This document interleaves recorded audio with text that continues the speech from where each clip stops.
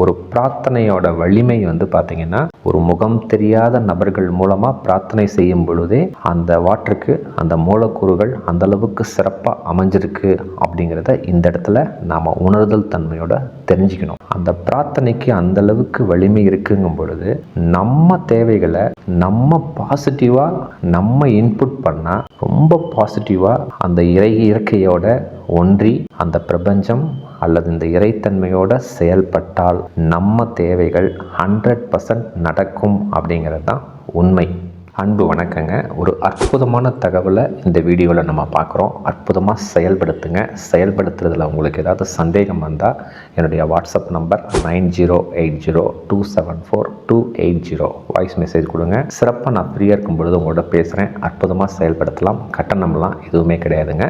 வீடியோக்குள்ளே போகலாங்க. அதாவது இன்றைக்கெல்லாம் நம்ம வாழ்க்கையில் நம்ம என்ன நினைக்கிறோம்னாங்க, நமக்கு பல சூழ்நிலைகளில் பல பிரச்சனைகள் நடக்குது. என்ன நினைக்கிறோன்னா, யாராவது நமக்கு ஹெல்ப் பண்ணிட மாட்டாங்களா, யாராவது உதவ மாட்டாங்களா, இதுக்கு என்ன செய்யலாம், அதுக்கு என்ன செய்யலாம், இதுக்கு என்ன அஃபர்மேஷன் போடணுன்னு தான் கேட்குறீங்களே ஒழிய அந்த மாற்றத்தை நம்மக்கிட்ட இருந்து தான் கொண்டு வரணுங்கிற உணர்தல் தன்மை நம்மக்கிட்ட இல்லை. அதை பற்றி தான் இந்த வீடியோவில் சிறப்பாக பேசுகிறோம். அற்புதமாக செயல்படுத்துங்க. வாழ்க்கை ரொம்ப சூப்பராக இருக்கும். வீடியோக்குள்ளே போகலாம். நம்ம என்ன நினைக்கிறோம் தெரியுங்களா, நம்ம வாழ்க்கையில் பார்த்திங்கன்னா ஒரு இன்பம் நடக்கும், அதுக்கப்புறம் ஒரு துன்பம் நடக்கும். ஸோ இது மாறி மாறி நடக்கும் அப்படிங்கிற புரிதல் தன்மை நமக்கு இல்லை. என்ன நினைக்கிறீங்கன்னா, ஒரு துன்பம் நடந்துட்டுன்னா ஐயோ இறைவன் இந்த மாதிரி நம்ம செயல்படுத்திட்டாரே, நான் யாருக்குமே எந்த துரோகமே செய்யலையே, நல்லது தானே செய்யணும்னு நினச்சேன் அப்படின்னு சொல்லி மனசில் ஒரு வருத்தத்தை, வேதனையை, துக்கத்தை பிடிச்சு வச்சுக்கிறீங்க. புரியுதுங்களா நான் சொல்கிறது? இன்பம் நடந்தால் சந்தோஷமாக இருக்கீங்க. நான் என்ன சொல்ல வரேன், அந்த இன்பத்துக்கும் துன்பத்தையும் நம்மளால் டிஃப்ரென்ஷியேட் பண்ண தெரில, அதை செயல்படுத்த தெரியல அப்படிங்கிறது தான் என்னோட புரிதல் தன்மை. சிறப்பாக நீங்கள் இது புரிஞ்சுக்கிட்டிங்கன்னா போதுங்க, வாழ்க்கை ரொம்ப சூப்பராக இருக்கும். அதே மாதிரி இப்போ பார்த்தீங்கன்னா சில உயிரினங்கள்லாம் இருக்குது, விலங்கினங்கள்லாம் இருக்குது. அது பார்த்திங்கன்னா எப்போவுமே பார்த்திங்கன்னா அது ஒரு தற்கொலைக்கு போகணும், ஒரு வருத்தம், வேதனை, அதுக்கெல்லாம் எதுவுமே கிடையாது. நான் சொல்கிறது புரியுதுங்களா? அதெல்லாம் பார்த்திங்கன்னா இயற்கையோடு ஒன்றி மனச்சோர்வு இல்லாமல் தற்கொலை செய்யணுங்கிற முடிவுக்கே போகாமல் தான் அந்த உயிரினங்கள் வாழ்ந்துட்டுருக்கு. இன்னும் சொல்லப்போனால் சுனாமி டைமுக்குள்ள கூட பார்த்திங்கன்னா அந்த உயிரினங்கள் இறப்பு எண்ணிக்கை குறைவாக தான் இருக்குது. மனிதர்களோட எண்ணிக்கை தான் ரொம்ப அதிகமாக இருக்குங்கிறத ரெக்கார்ட் சொல்லுது. இதுலேருந்து நம்ம என்ன புரிஞ்சுக்கணும் அப்படின்னு சொன்னீங்கன்னா, நம்ம மனிதர்களாகிய நாம் தான் இயற்கையை விட்டு விலகி பொருளாதாரத்தை நோக்கி ஓடி போயிட்டு மனச்சோர்வு ஏற்படுறோம், ஒரு வருத்தம் ஏற்படுது, ஒரு துக்கம் ஏற்படுது, ஒரு பல பிரச்சனைகளை சந்திக்கிறோம். ஏன் சில காலகட்டங்களில் செத்து போனால் கூட பரவாயில்ல அப்படிங்கிற சூழ்நிலைக்கு நம்ம தான் தள்ளப்படுறோம். காரணம், பிரச்சனைகள் நிற்கிது. அதுக்கு பேர் தான் துன்பங்கள். இப்போ புரியுதுங்களா நான் சொல்கிறது? ஸோ அந்த துன்பங்களை எப்படி நம்ம ஹேண்டில் பண்ணுறது, எதன் மூலமாக ஹேண்டில் பண்ணால் நம்ம சக்ஸஸ் ஆகலாம் அப்படிங்கிறது தான் இந்த வீடியோனுடைய தொகுப்பு. கொஞ்சம் மனசு வச்சு கேளுங்க. இதை செயல்படுத்தினீங்கன்னா நம்ம மனப்பான்மை என்ன தெரியுங்களா ஆகும், இன்பத்தையும் துன்பத்தையும் சமமாக ஒரு செயல்படுத்துகிற தன்மை நமக்குள்ளே வருங்கிறது தான் இந்த வீடியோனுடைய கன்க்ளூஷன். அதாவது என்னென்னங்க, ஒரு விலங்கினங்கள், சாதாரண ஒரு விலங்கினங்கள், உயிரினங்கள் இயற்கையை ஒட்டி செயல்பட்டு மனச்சோர்வு அடையாமல் தற்கொலை பண்ணாமல் வாழுதுன்னா ஏன் நம்மளால் செயல்படுத்த முடியலன்னு எப்போவாது யோசனை பண்ணியிருக்கீங்களா? கொஞ்சம் யோசனை பண்ணிங்கன்னா உங்களுக்கு ரிசல்ட் கிடைக்கும். அதாவது என்னென்னாங்க, அந்த துன்பத்தை ஏற்றுக்கொள்ளக்கூடிய பக்குவம் எப்போ நமக்கு வரும்னு சொன்னீங்கன்னா, பிரார்த்தனை செய்யலாம். இறைவனே கதி அப்படிங்கிற ஒரு சரணாகதி ஸ்டேட்டுக்கு நம்ம போகலாம். இல்லை நம்ம இந்த பிரபஞ்சத்தோட கனெக்ட் ஆகலாம். ஸோ இதெல்லாம் நீங்கள் செஞ்சீங்கன்னா இன்பத்தையும் துன்பத்தையும் சமமாக தட்டி தூக்குற செயல்பாடுகள் நம்மக்கிட்ட இருந்து வருங்கிறது தான் உண்மை. சிறப்பாக சில அறிவியல் உண்மைகளை இந்த இடத்துல நான் உங்களுக்கு சொல்கிறேன். சிறப்பாக கவனிங்க. கவனித்து அதை செயல்படுத்த முயற்சி செஞ்சிங்கன்னா நம்ம வாழ்க்கை ரொம்ப சூப்பராக இருக்கும். பல அறிவியல் உண்மைகள் இருக்குங்க. எல்லாத்தையுமே நான் சொல்லலை. ஒரே ஒரு உண்மைகளை நான் உங்களுக்கு சொல்கிறேன். ஒரு சில உண்மைகளை நான் உங்களுக்கு புரிய வைக்கிறேன். அதனோட அவுட்புட் என்னங்கிறத ஃபஸ்ட்டு புரிஞ்சுக்கிட்டு அதை எப்படி நம்ம வாழ்க்கையில் செயல்படுத்துறதுங்கிறது தான் சிறப்பாக செயல்படுத்த நீங்கள் முயற்சி செய்யுங்க அப்படின்னு நான் சொல்ல வரேன். ஜப்பான் நாட்டு ஒரு சயின்டிஸ்ட், ஒரு அறிவியல் நிபுணர், அவர் பார்த்திங்கன்னா the feeling power of water அப்படிங்கிற ஒரு புக் எழுதியிருக்கிறார். அவர் பேர் பார்த்திங்கன்னா மசாரு எமோட்டோ. அந்த புக்கில் என்ன கருத்து சொல்ல வர்றாருன்னாங்க, ஒரு நாள் அவர் என்ன பண்ணியிருக்காரு, தன்னோட அலுவலகத்தில் ஆஃபீஸில் இருக்கும் பொழுது டேப் வாட்டரை பிடிச்சிட்டு அது உறைந்த நிலையில் அதில் என்னென்ன மூலக்கூறுகள் இருக்குது அப்படின்னு சொல்லி மைக்ரோஸ்கோப் வச்சு பார்க்குறாரு. பார்த்தீங்கன்னா அந்த மூலக்கூறுகள் வடிவமே சரியாக இல்லை. என்னடா இப்படி இருக்கே அப்படின்னு பார்த்துட்டு என்ன பண்ணுறாருன்னா அந்த தண்ணியை டேபிள் மேலே வச்சுட்டாரு. தன்னோட ஃப்ரெண்ட்ஸ் சர்க்கிளுக்கு எல்லாருக்குமே பேசுகிறாரு. வேறு இடத்துல இருக்காங்க, எல்லா ஃப்ரெண்ட்ஸ் சர்க்கிளுக்கும் பேசி இந்த டைமில் பர்டிகுலராக அந்த வாட்டரை நினச்சி நம்ம பாசிட்டிவாக அஃபர்மேஷன் பண்ணலாம் அப்படின்னு சொல்லி ஒரு டேட் ஃபிக்ஸ் பண்ணுறாங்க, ஒரு டைம் ஃபிக்ஸ் பண்ணுறாங்க. அந்த டைமுக்கு எல்லாரும் அவங்கவுங்க இருக்கிற இடத்துலேருந்து அந்த வாட்டருக்காக, அந்த தண்ணிக்காக பாசிட்டிவான ஒரு அஃபர்மேஷனை செயல்படுத்துகிறாங்க. அதுக்கப்புறம் அந்த அஃபர்மேஷன்லாம் முடிஞ்சதுக்கப்புறம் அந்த வாட்டரை எடுத்து மைக்ரோஸ்கோப் வச்சு மூலக்கூறுகள்லாம் எப்படி இருக்குது அப்படின்னு சொல்லி அவர் ஒரு ஆராய்ச்சி பண்ணுறாரு. சொன்னால் நம்ப மாட்டீங்க, அவரே வியந்து போயிட்டாருங்க. அந்த மூலக்கூறுகள் அவ்வளோ அற்புதமாக இருக்குது அப்படிங்கிறத ப்ரூஃப் பண்ணியிருக்கார். அதுதான் அந்த book the feeling power of water அப்படிங்கிற புக்கில் அதை தான் சிறப்பாக சொல்லியிருக்காரு. ஸோ அதுக்கப்புறம் இன்னும் பலவிதமான நிறைய ரிசர்ச்லாம் இருக்குது. ஸோ இதுலேருந்து என்ன நமக்கு தெரியுதுன்னா, ஒரு பிரார்த்தனையோட வலிமை பார்த்திங்கன்னா, ஒரு முகம் தெரியாத நபர்கள் மூலமாக பிரார்த்தனை செய்யும் பொழுதே அந்த வாட்டருக்கு அந்த மூலக்கூறுகள் அந்த அளவுக்கு சிறப்பாக அமைஞ்சிருக்கு அப்படிங்கிறத இந்த இடத்துல நாம் உணர்தல் தன்மையோட தெரிஞ்சுக்கணும். நீங்கள் என்ன பண்ணுறீங்கன்னா, நெட்டில் போங்க, பிரார்த்தனை மூலம் சயின்டிஃபிக்காக என்ன ப்ரூஃப் பண்ணப்பட்டது அப்படின்னு தட்டினீங்கன்னா லைனாக வருங்க.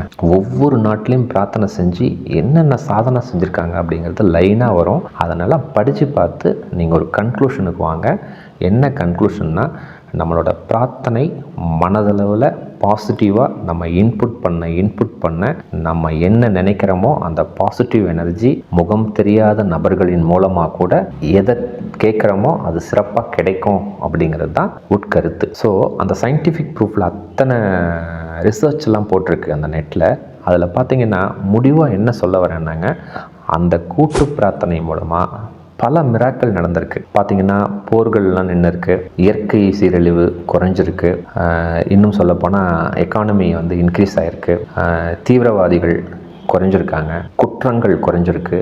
இந்த மாதிரி நிறைய சயின்டிஃபிக்கான ப்ரூஃப்களை அந்த பிரார்த்தனை மூலம் நடந்திருக்குங்கிறத ரிசர்ச் பண்ணி டேட் டைமோட பிளேஸோட அந்த ஆர்டிக்கலில் இருக்குது. சிறப்பாக நீங்கள் டைம் இருக்கும் பொழுது பாருங்கள். இன்னும் சொல்லப்போனால் இந்தியாவில் பார்த்தீங்கன்னா 1987 to 1990 இந்த 3 வருஷ பீரியடில் ஒரு 7000 பேரை தேர்ந்தெடுக்கிறாங்க.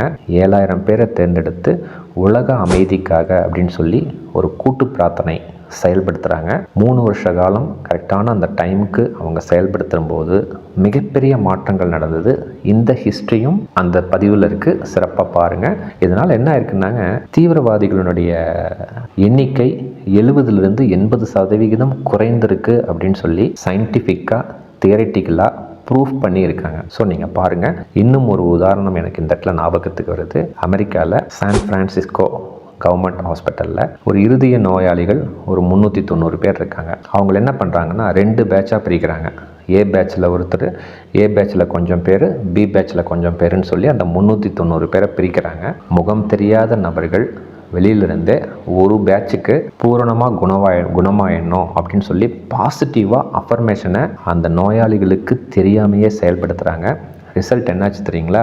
ஒரு சில காலகட்டங்களில் அந்த ஏ பேட்சில் இருக்கிறவங்க நோயாளிகள் 70% 80% பேர் பூரணமாக குணமாயிட்டாங்கிறது தான் சயின்டிஃபிக் ப்ரூஃப். ஓகேங்களா? ஸோ இதுலேருந்து நம்ம என்ன புரிஞ்சுக்கணும் அப்படின்னு சொன்னாங்க, இந்த பிரார்த்தனை மூலம், இந்த கூட்டு பிரார்த்தனைங்கிறது ஒரு மிகப்பெரிய சக்தி. நம்ம என்ன தேவைன்னு நினைக்கிறோமோ அத்தனை சிறப்புகளையும் ஒரு பாசிட்டிவிட்டியோடு நீங்கள் இன்க்ரீஸ் பண்ணால் ஒரு முகம் தெரியாத நபர்களின் மூலமாகவே நம்ம என்ன நினைக்கிறோமோ பாசிட்டிவாக ஒரு 80% ரிசல்ட் நடக்கும் அப்படிங்கிறத அறிவியல் பூர்வமாக நிரூபிச்சிருக்காங்க.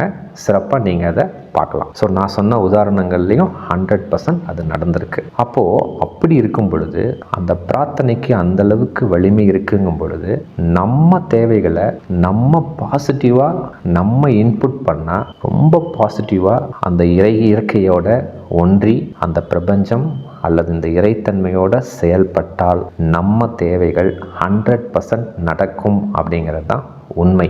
ஸோ இது புரிஞ்சால் போதுங்க. இதற்கு நீங்கள் செயல்பட்டால் அந்த துன்பம் அப்படின்னு நமக்கு வருது இல்லைங்க வாழ்க்கையில், அதை அடித்து தூக்கிடலாம்.